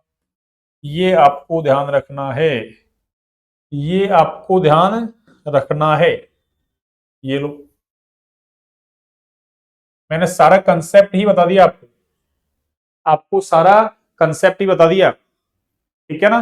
Very very important. तो फिर इसके अकॉर्डिंग क्या होगा? देखो ये एमीन तो कैसा है? अरे ये तो 3 डिग्री है। ये एमीन कैसा है? 2 डिग्री है। और ये एमीन कैसा है? अरे 1 डिग्री। और देखो जब एथिल ग्रुप होता है, अरे जब एथिल ग्रुप होता है बच्चों, तो एमीन की क्षारीय सामर्थ्य का क्रम 2 डिग्री सबसे ज्यादा। मैथिल हो तब भी 2 डिग्री सबसे ज्यादा। किसमें? जलीय प्रावस्था या विलयन प्रावस्था में। यानी कुछ नहीं दे तो हम क्या मानते हैं? जलीय प्रावस्था या विलयन प्रावस्था। तो कौन सी एमीन की क्षारीय सामर्थ्य सबसे ज्यादा होगी? अधिकतम क्षारीय यौगिक होगा 2 डिग्री एमीन। ये लीजिए, अगला देखिए, अगला क्या है? CH3 CH2 CO NH2 का LiAlH4 H2O से अपचयन कराने पर प्राप्त यौगिक। अरे ये देखो, ये CH3 और ये CH2 और ये आपके CO और ये क्या है आपके? अरे ये NH2, और इसका अपचयन करवा रहे हैं आप, और किसकी प्रेजेंस में? अरे ये LiAlH4 means lithium aluminium hydride से करवाते हैं in the presence of water, ठीक है ना।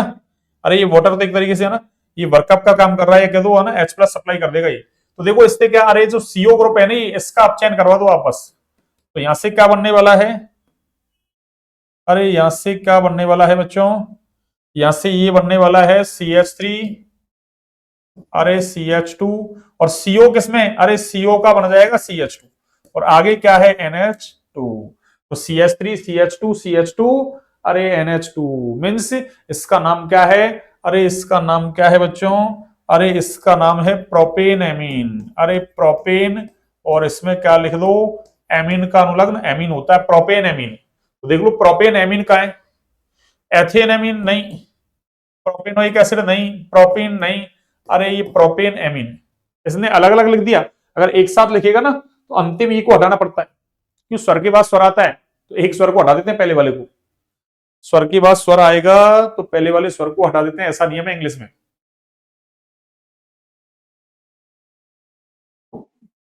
एक कहीं वाई आता है तब भी हटा देते हैं ऐसे, ठीक है ना। अब देखिए आगे, ये एमाइड था ही, अरे ये क्या है भाई, अरे ये क्या है बच्चों, ये एमाइड है, ये एमाइड है, अरे ये एमाइड है, ये ध्यान रखें। तो एमाइड के अपचयन से एमीन बनाने की विधि है ये आपकी, एमाइड के अपचयन से एमीन बनाने की क्या है ये विधि।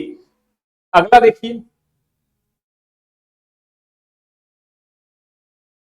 ठीक है, थोड़ा कलर कर दिया इसने, वैसे दिख रहा होगा आपको, ये ऐसे है देखो, चलो मैं इधर लिखता हूं, इसने ऐसे बना रखा है, देखिए आप,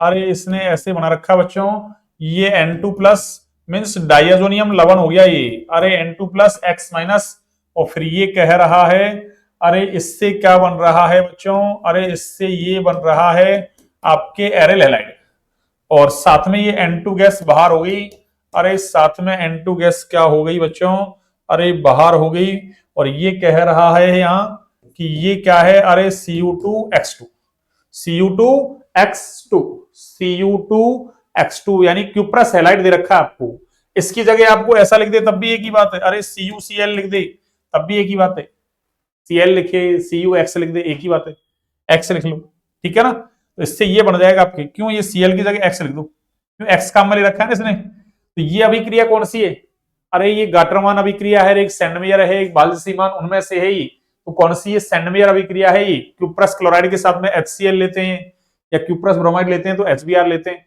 या क्यूप्रस साइनाइड लेते हैं तो उसके साथ KCl लेते हैं, और इसने HCl नहीं लिया या HX नहीं लिया, कोई दिक्कत नहीं।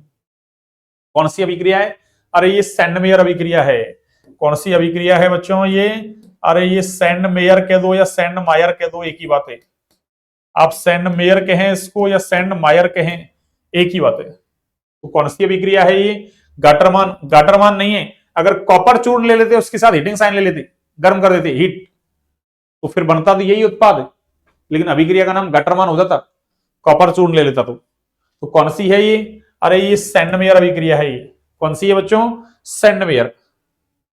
देखिए अभी तक हमने 18 क्वेश्चंस किए, आपको एक एक क्वेश्चन है ना बिल्कुल समझाया जा रहा है ना, डीप में, एक एक क्वेश्चन डीप में समझाया जा रहा है बिल्कुल, तो आप 53 ही नहीं, अरे बहुत सारे सवाल सीखेंगे इससे आप, 53 से भी ज्यादा, 42 मिनट हो गए, 18 क्वेश्चन समझाए मैंने अभी आपको। अगला देखिए, अब इसमें तो देखो फिलेंदा ब्लैंक है, इसमें तो करना भी क्या है, कुछ नहीं, आपको याद होने चाहिए, तो क्या है मोलरता का मात्रक, अरे मोलरता का मात्रक तो क्या होता है बच्चों, अरे मोल प्रति लीटर, यही होता है ना, या इसको आप ऐसा भी लिख सकते हैं, इसको या इसको आप ऐसा भी लिख सकते हैं, अरे मोल और लीटर को ऊपर लेके जाएंगे तो लीटर इनवर्स, ऐसा भी लिख सकते हैं ना आप, आपकी इच्छा है, ऐसे सवाल बढ़िया सवाल है। तो विलय की उपस्थिति में, अरे विलायक का वाष्प दाब अरे घट जाता है या कम हो जाता है, या कम होता है, अवाष्पशील विलय मिलाते हैं शुद्ध विलायक में तो विलयन का वाष्प दाब घट जाता है, ठीक है ना, तो क्या होगा, कम होगा। अगला देखिए,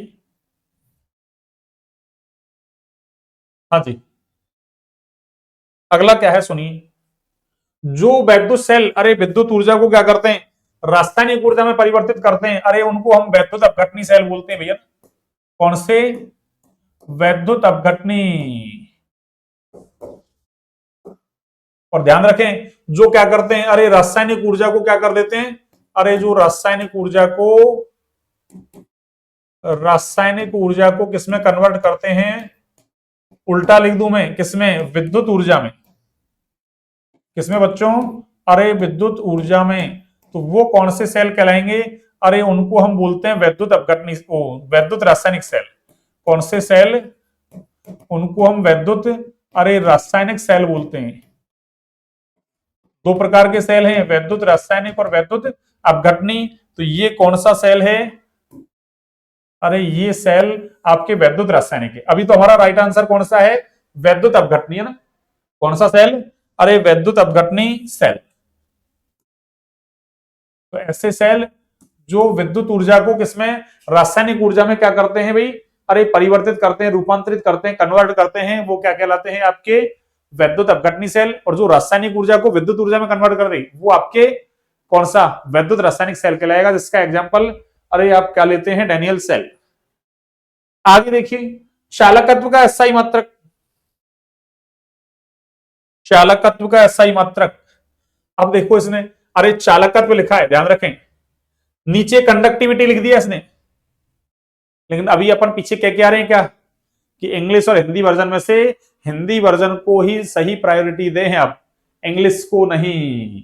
तो ध्यान रखें। अरे इस चालकत्व की इंग्लिश तो क्या है बच्चों, अरे इसकी जो इंग्लिश है ना वो तो कंडक्टेंस होती है। क्या होती है?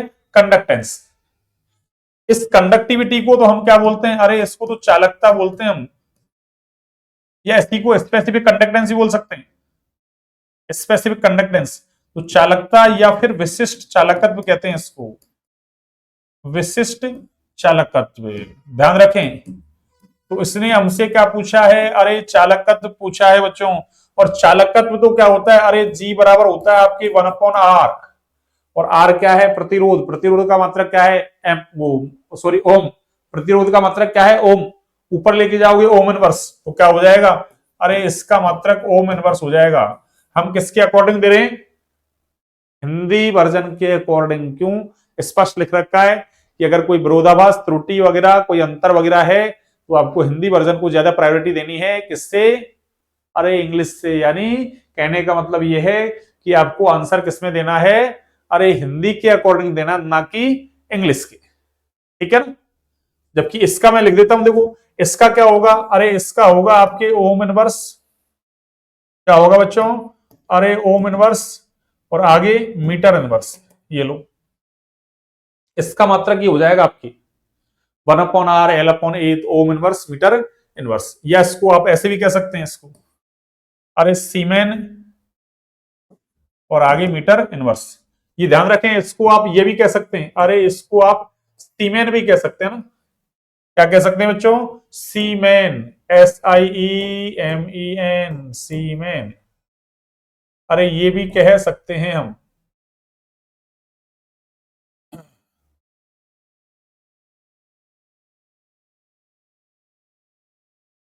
सीमेन, साइमेन, कुछ भी कह दो। अरे सीमेन बोल दो, साइमेन बोल दो, कुछ भी बोल दो आप। आगे देखिए अगला, ताप बढ़ाने से उष्मा क्षेपी अभिक्रियाओं का भी अरे बढ़ेगा भैया ना। क्या होगा? बढ़ेगा। अरे उष्मा क्षेपी हो या फिर आपकी उष्मा शोषी हो, कोई सी अभिक्रिया हो, ताप बढ़ाते हैं तो अभिक्रिया का वेग अरे बढ़ता है। तो ध्यान रखें उष्मा शोषी के लिए भी यही हो जाएगा। क्या वेग बढ़ेगा? उष्मा क्षेपी लिखे या उष्मा शोषी लिखे, कोई दिक्कत नहीं है। आगे देखिए क्या कह रहा है, प्राथमिक एमीन का पहचान परीक्षण है। अरे कार्बिल एमीन अभिक्रिया। कौन सा? कार्बिल एमीन अभिक्रिया। कार्बिल एमीन अभिक्रिया, या इसको बोल सकते हैं हम आइसोसाइनाइड परीक्षण। कौन सा परीक्षण बच्चों? अरे आइसोसाइनाइड परीक्षण, आइसोसाइनाइड टेस्ट। ये क्या है? प्राथमिक एमीन का परीक्षण। ये प्राथमिक एमीन ही देता है। हाँ, प्राथमिक में कोई सा भी ले लो आप, अरे चाहे एलिफेटिक ले लो आप, एक ही बात है। चाहे आप अरे एलिफेटिक ले लें या आप एरोमेटिक ले लें, लेकिन लेना कैसा है आपको, अरे 1 डिग्री एमीन। जैसे इसकी रिएक्शन लिखना चाहो तो मैं ऐसे लिख दूं, देखो अरे एरोमेटिक का मतलब AR, एलिफेटिक का मतलब R। और इसको क्या करो आप, अरे क्लोरोफॉर्म और KOH के साथ क्या करवा दो बच्चों, अरे एल्कोहलिक KOH लेना है। KOH भी कैसा? एल्कोहलिक। उसके साथ क्या कर दो आप, हीट कर दो। तो बनने वाला क्या है, अरे AR या फिर RNC। अरे AR या RNC ये बनने वाला है आपके पास। और ये 3KCl और ये 2H, अरे 2O।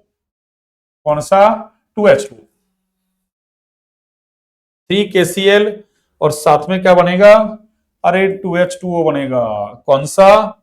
2H2O। ये लो, ठीक है ना। ये आइसोसाइनाइड बन गया आपके। अरे ये ही क्या है बच्चों? आइसोसाइनाइड। ये ही क्या है, अरे ये ही आइसोसाइनाइड है। या इसी को ही हम क्या बोलते हैं, अरे इसी को कार्बिल एमीन भी बोलते हैं। ध्यान रखें आइसोसाइनाइड का ही नाम क्या है, अरे कार्बिल एमीन है। आइसोसाइनाइड बनता है इसलिए आइसोसाइनाइड परीक्षण। आइसोसाइनाइड को कार्बिल एमीन बोलते हैं इसलिए कार्बिल एमीन अरे अभिक्रिया के दो या परीक्षण के दो। और ये दुर्गंधमय होता है ना, इसकी दुर्गंध आती है, दुर्गंध युक्त या दुर्गंधमय, यानी इसकी अरे खतरनाक दुर्गंध आती है। ये लो, ठीक है ना, दुर्गंधमय। ये लो, अब सुनिए आगे, अगला नाम देखिए।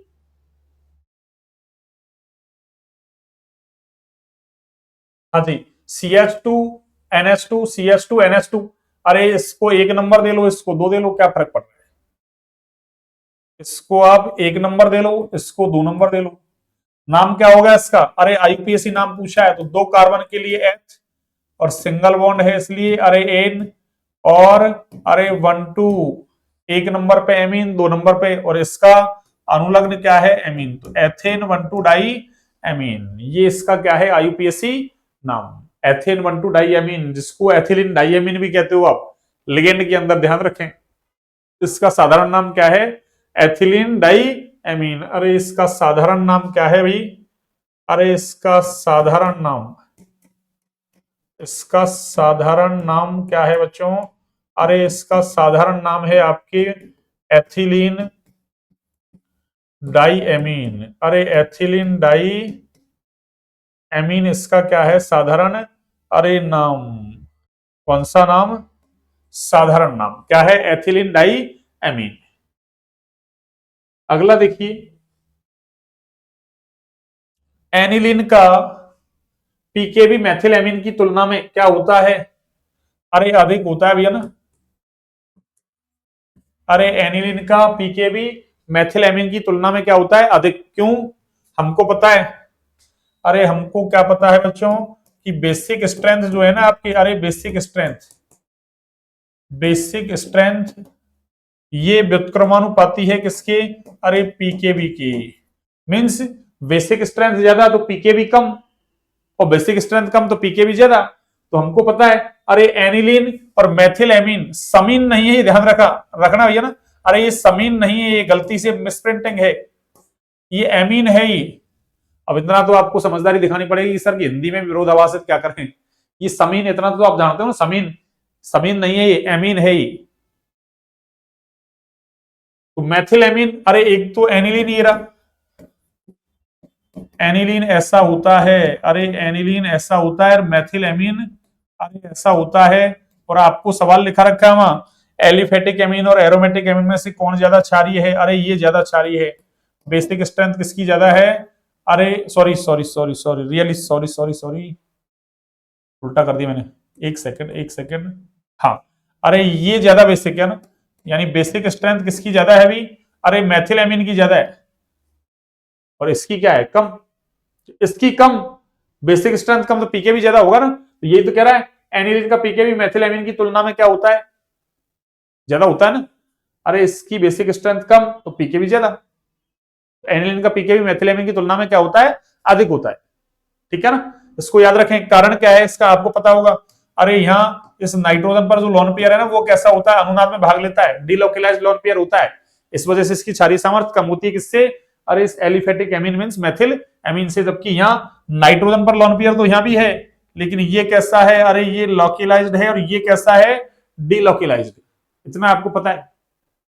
ठीक है ना, फिर भी आपको दिक्कत हो किसी भी सवाल में तो आप बिल्कुल है ना बेझिझक होकर कमेंट सेक्शन में कमेंट डाल सकते हैं कि सर हमको इसको एक बार और एक्सप्लेन करें, तो अगला पेपर जब भी लिया जाएगा तो उसमें आपको इसको एक्सप्लेन कर दिया जाएगा। ठीक है ना, देखिए एक डाइसेकेराइड का उदाहरण है, अरे डाइसेकेराइड के तीन उदाहरण है, अब आपकी इच्छा तीनों में से कोई सा दे लो। अरे डाइसेकेराइड के कितने उदाहरण हैं, तीन, एक है आपके माल्टोज, कौन सा, माल्टोज, एक कौन सा है आपके सुक्रोज, और एक कौन सा है आपके लैक्टोज, जिसको आप दुग्ध शर्करा ही बोलते हैं। और इसको कौन सी शर्करा बोलते हैं, सुक्रोज को अरे कैन सुगर बोलते हैं, इसको इक्षु शर्करा, गन्ने वाली शर्करा, अरे कैन सुगर, और इसको नीचे वाली को मिल्क सुगर, दुग्ध शर्करा, मिल्क अरे सुगर, और इसको माल्टोज को माल्ट सुगर बोलते हैं, ये जौ वगैरह में मिलती है, ये लो माल्ट सुगर। तो इसने तो हमसे एक पूछा है, कोई सा भी लिख दो, अरे कोई से को भर दो आप, ये लो इसको भर दो। ठीक है ना, तो एक डाइसेकेराइड का उदाहरण है सुक्रोज, लैक्टोज, माल्टोज, तीनों को याद रखना, तीनों सिलेबस में है हमारे, डिटेल में है। आगे देखिए अगला क्वेश्चन,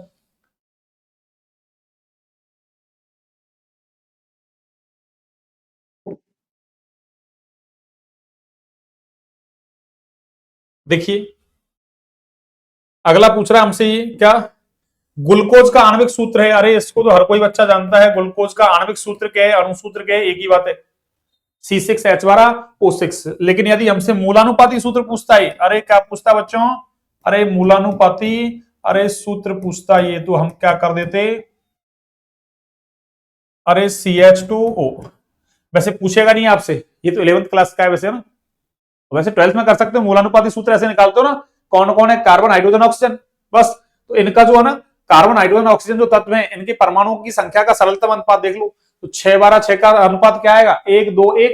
तो कार्बन 1, हाइड्रोजन 2, ऑक्सीजन 1, उससे बन गया मूलानुपाती सूत्र। रख लो यार, पूछ ले, मान लो वो देख ले, अरे 11वीं क्लास का इसको कितना नॉलेज है, 100 नंबर वाले से पूछ ही सकता है।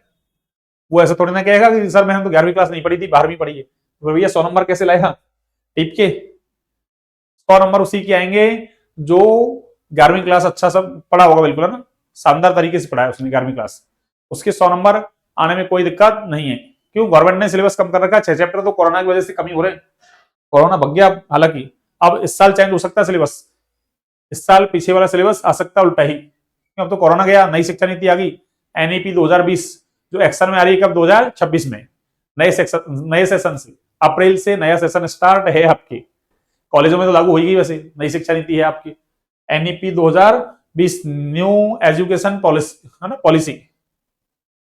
अगला देखिए, हाँ जी, अगला देखिए, अब आगे हम अति लघुत्तरात्मक प्रश्नों के ऊपर आगे भैया ना, 1 से 10 तक 10 क्वेश्चन है। अब तक हमने 18 क्वेश्चन वो और 10 वो, 28 क्वेश्चन कर लिए, कहने का मतलब 18 10 28, 18 2 नंबर के थे ना, 10 5 नंबर के, 9 और 5 14 नंबर के, अब ये 10 है 10 नंबर के, 14 10 24 नंबर के हिसाब से 24 ही होंगे। क्वेश्चन कितने हो जाएंगे, अरे क्वेश्चन 18 10 28 और 10 38 क्वेश्चन बचेंगे, कितने 25 क्वेश्चन बचेंगे, 53 है टोटल, टोटल क्वेश्चन कितने हैं 53।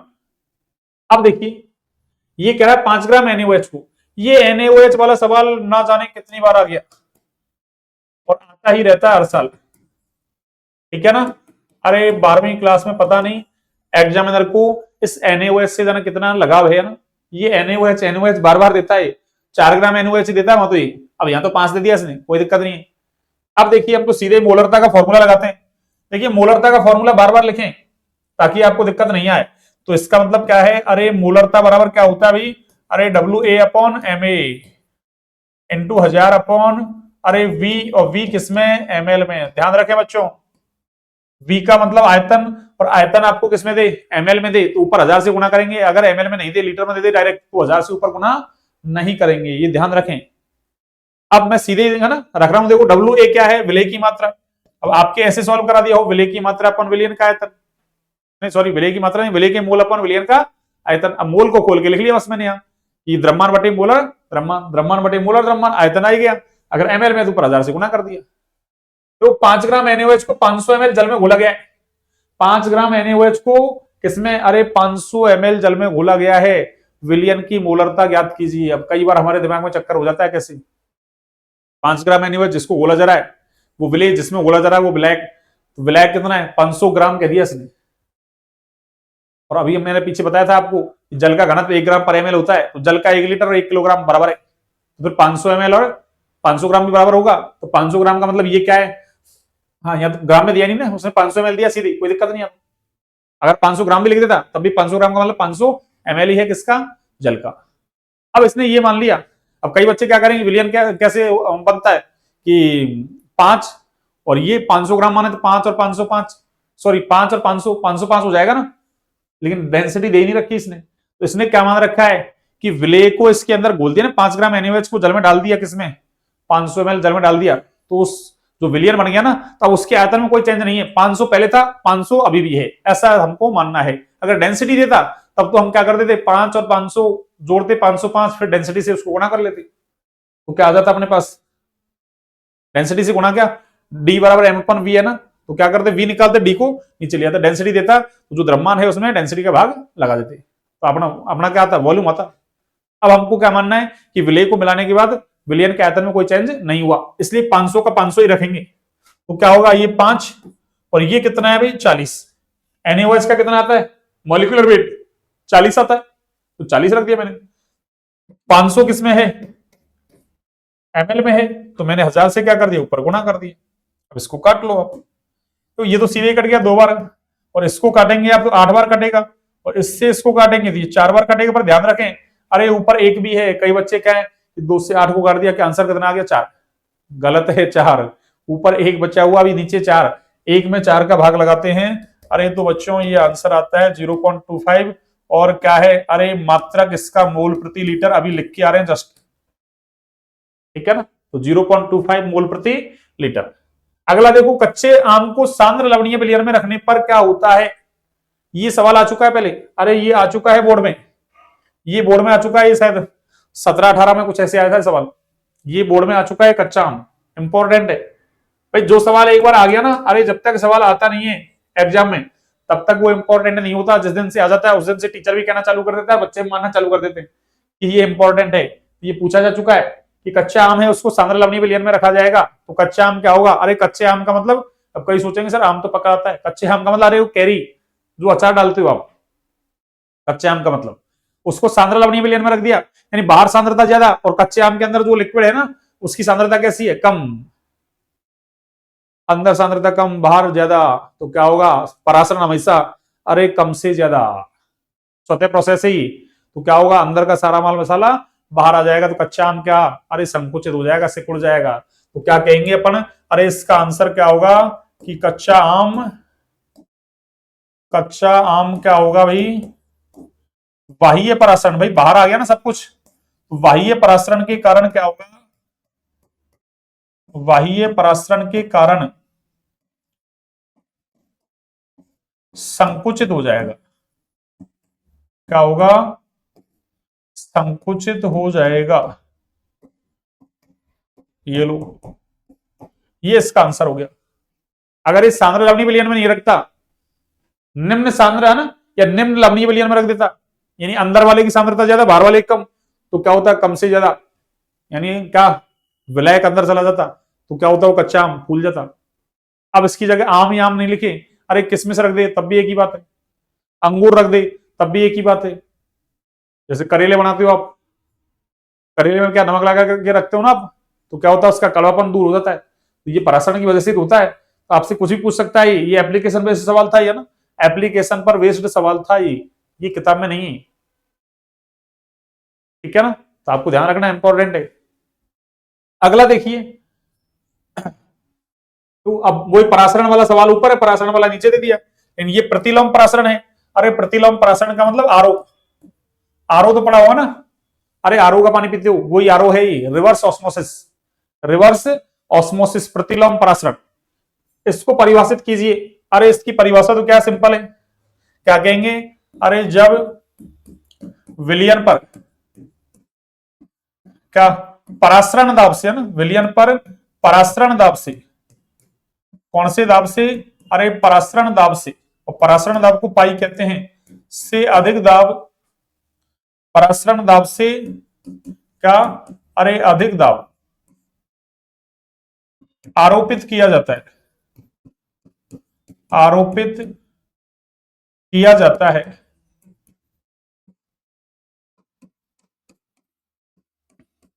तो विलायक के अणु, विलायक के अणु अधिक सांद्र विलयन से, जबकि होता कैसे ही कम सांद्र, पर ये अब की बार क्या हो रहा है अधिक सांद्र विलयन से, अधिक सांद्र विलयन से कम सांद्र विलयन की ओर, कम सांद्र अरे विलयन की ओर, किससे, अरे एसपीएम से, एसपीएम का मतलब सेमी परमिएबल मेम्ब्रेन, अर्ध पारगम झिल्ली, यानी जो विलायक के अणुओं को गमन करने दे, विलेय के अणुओं को नहीं, ठीक है ना, तो विलयन की ओर एसपीएम से गमन करते हैं,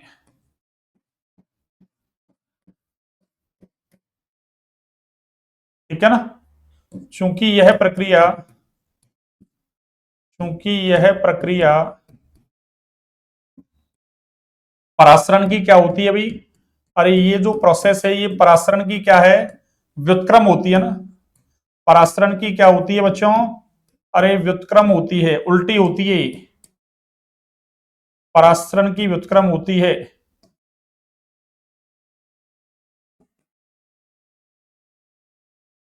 अतः प्रतिलोम परासरण कहलाता है ना। अतः प्रतिलोम परासरण कहलाता है। कौन सा परासरण बच्चों? अरे प्रतिलोम परासरण कहलाता है। ये लो, ये मैंने डेफिनेशन लिख दी आपको ना। और चाहो तो इसका देखो डायग्राम बनाना चाहो आप ऐसे बना सकते हो ना। वैसे डायग्राम की जरूरत नहीं है, इसमें परिभाषा पूछी केवल, आपको परिभाषा लिखनी है। पर मैं तो समझाने का काम है ना, इसलिए मैं समझा देता हूँ आपको। देखो एक बार, मेरा काम क्या है?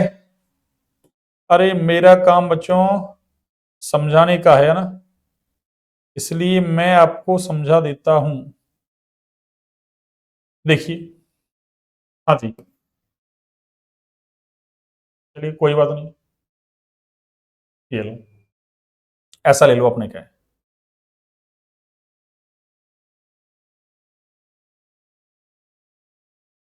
और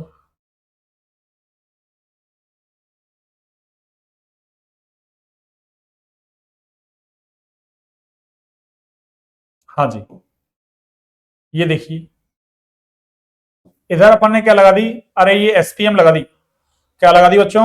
एसपीएम।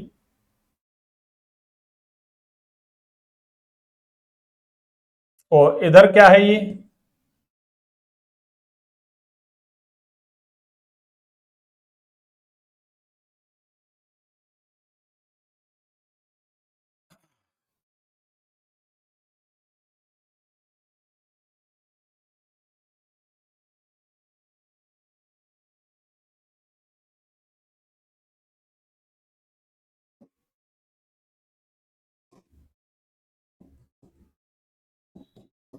ये लो, कोई बात नहीं।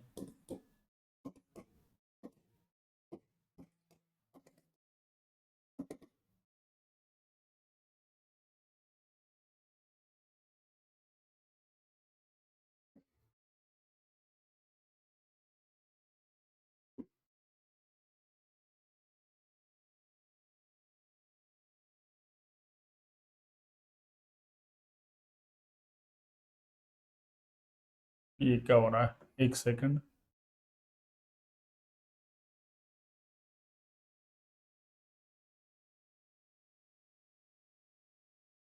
ये लो, इधर ये पिस्टन वगैरह लगे हुए हैं ऐसे, है ना? ठीक है ना? अब मान लिया अपन ने क्या,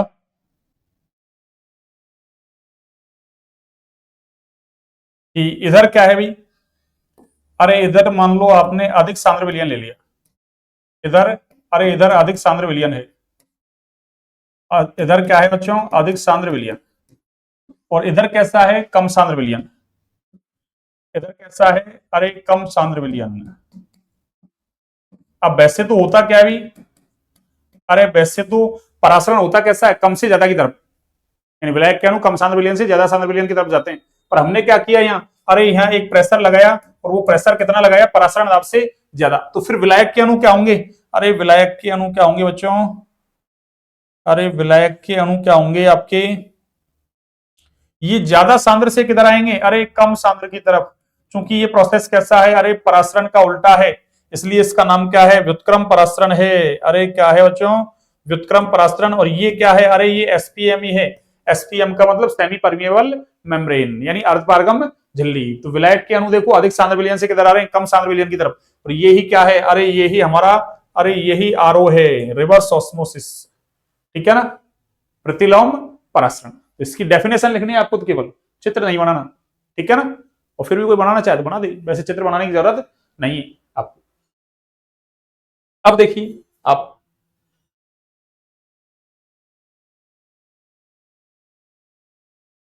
अपन ने 3 क्वेश्चन सॉल्व कर दिया ना। कितने? अरे 3 क्वेश्चन सॉल्व कर दिए अपन ने। एक सेकंड।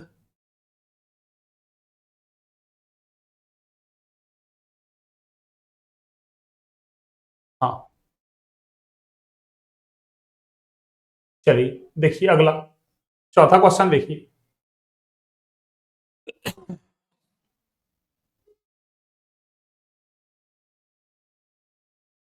देखिए क्या है अभी, देखना। हाँ, इसने लिखा है देखो आपको कि अभिक्रिया 2a प्लस बी से उत्पाद हेतु अवकल वेग समीकरण लिखिए। अरे अवकल वेग समीकरण लिखना है आपको। कौन सा समीकरण? अवकल वेग समीकरण है। और अवकल वेग समीकरण तो अपन ऐसे लिखते हैं ना, वेग नियम, वेग समीकरण या वेग व्यंजक, ऐसे रेट बराबर क्या है, के कंसंट्रेशन ऑफ, अरे जो रिएक्टेंट है उसकी कंसंट्रेशन का मल्टीप्लाई करते हैं, तो यहां होगा क्या? अरे मैं इसके लिए वेग नियम ऐसे लिख सकता हूं ना, वेग नियम कि रेट बराबर क्या होगा, रेट बराबर क्या होगा बच्चों,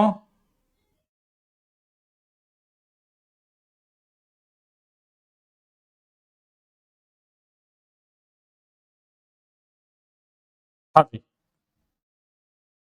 रेट बराबर क्या होगा, के कंसंट्रेशन ऑफ, अरे ए इसकी पावर कुछ आएगी और बी की पावर कुछ आएगी।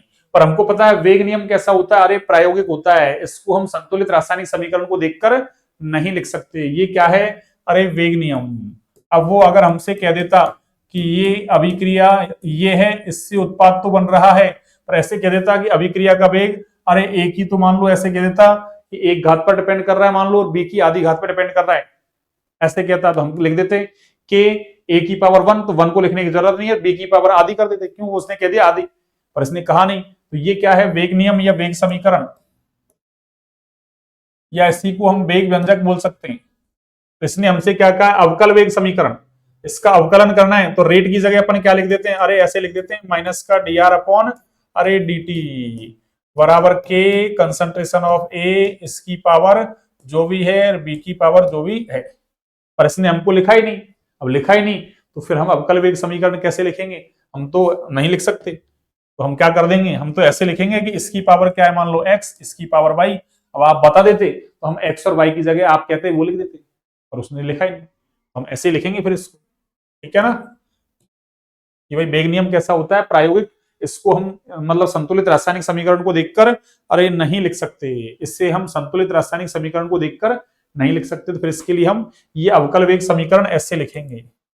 अरे अवकल वेग समीकरण हो गया ये, क्या हो गया बच्चों ये? अवकल वेग समीकरण, अवकलन या अवकल वेग एक ही बात है। अवकलन वेग समीकरण, अवकलन वेग, अरे समीकरण है, ठीक है ना, अवकलन वेग समीकरण।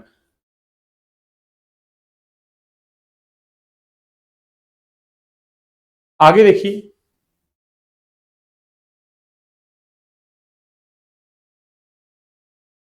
देखिए क्रोमेट आयन की आकृति कैसी है, इसकी संरचना बनाइए। अरे क्रोमेट आयन का मतलब होता है CrO4-2, इसको हम क्या बोलते हैं? Chromate ion. अगर Cr2O7-2 लिखता है तो इसको बोलते हैं डाइक्रोमेट आयन। देखो क्रोमेट आयन की संरचना तो कैसी है, अरे इसकी आकृति कैसी है भाई, अरे इसकी आकृति चतुष्फलकीय है ना, कैसी है? चतुष्फलकीय है। अब उसको बना दो आप बस, ये लो ऐसी बन जाएगी। अरे ये क्रोमियम, ये ऑक्सीजन, ये ऑक्सीजन, और ये ऑक्सीजन, इस पर माइनस, और एक ऑक्सीजन ये रहा, इस पर माइनस, ये लो। और क्रोमियम के ऊपर कितना चार्ज है? अरे यहाँ प्लस का 6 चार्ज है भैया, कितना है? प्लस का 6 चार्ज है। अगर डाइक्रोमेट आयन की पूछता हमसे, तो डाइक्रोमेट आयन है ना, अरे इसके जैसा ही हो जाता है यूं, ऐसे, ऐसे Cr, ये double bond O, double bond O, ये O इस पर माइनस, और ऐसे होता है ये O, ये O, और ये Cr, ये डबल बॉन्ड,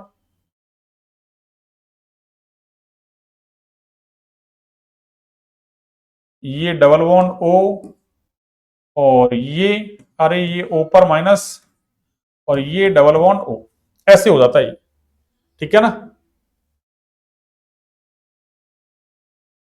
और यहां तो ये बॉन्ड एंगल है ना ये, अरे डाइक्रोमेट आयन है ना, अपन से इसने क्रोमेट आयन की पूछी है भाई, डाइक्रोमेट की नहीं पूछी है ना।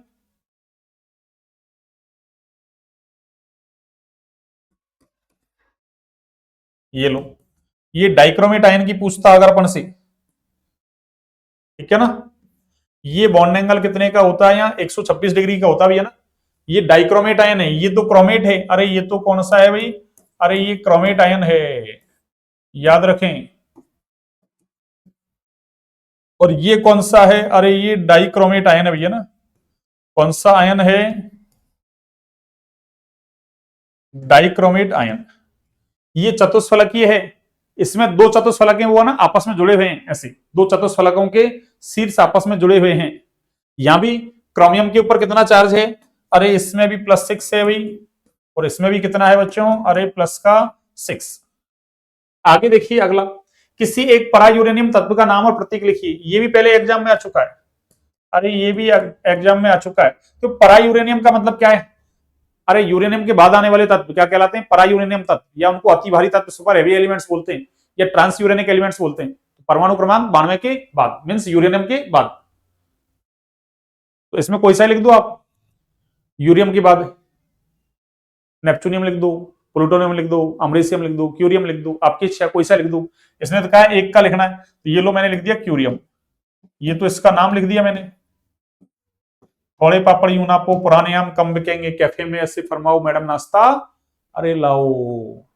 और इनको नाभिकीय अभिक्रियाओं के द्वारा कहा प्रयोगशाला में संश्लेषित किया जाता है भैया ना। नाभिकीय अभिक्रियाओं के द्वारा प्रयोगशाला में क्या किया जाता है बच्चों? अरे संश्लेषित किया जाता है। अगला देखिए 7th नंबर क्वेश्चन, देखिए क्या कह रहा है। अरे ये सवाल तो अभी पूछा ना जस्ट पीछे ही। उभयदंती लिगेंड किसे कहते हैं? अभी तो समझाया था मैंने, मेरे दो हाथ हैं पर लिखिए कहां से रहा हूं। ऐसे लिगेंड जिनमें एक से ज्यादा दाता परमाणु होते हैं, किंतु एक समय में केवल एक ही दाता परमाणु क्या करता है? लोन पेयर दान। कौन सा लिगेंड कहलाएगा? उभयदंती लिगेंड। एग्जाम्पल तो बहुत सारे लिखे ही मैंने, तो इसको तो लिखने से कोई फायदा नहीं है ना। उदाहरण तो अपन ने लिखे रखा है ना। चाहो तो इसकी डेफिनेशन लिख दो कि ऐसे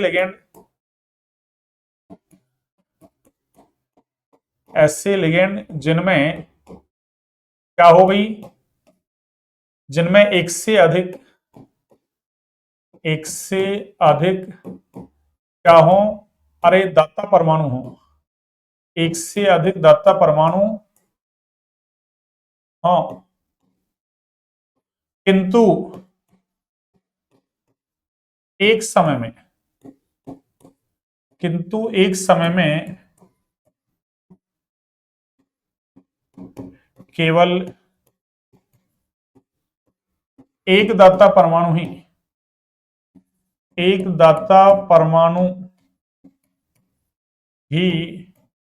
तो मैं पूरा आपको सॉल्व करके बता रहा हूं पेपर, बिल्कुल कैसे लिखते हैं वहां आंसर राइटिंग कैसे करते हैं, इसलिए मैं ना आपको समझा रहा हूं।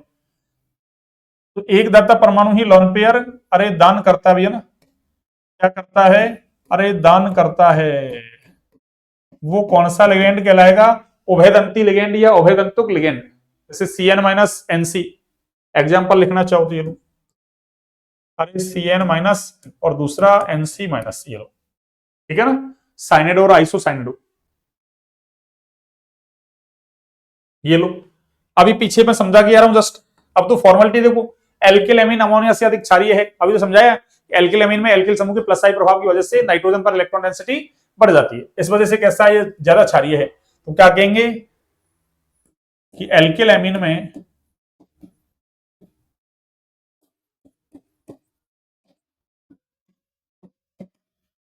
एल्किल समूह की एल्किल एमीन में एल्किल समूह के प्लस आई प्रभाव के कारण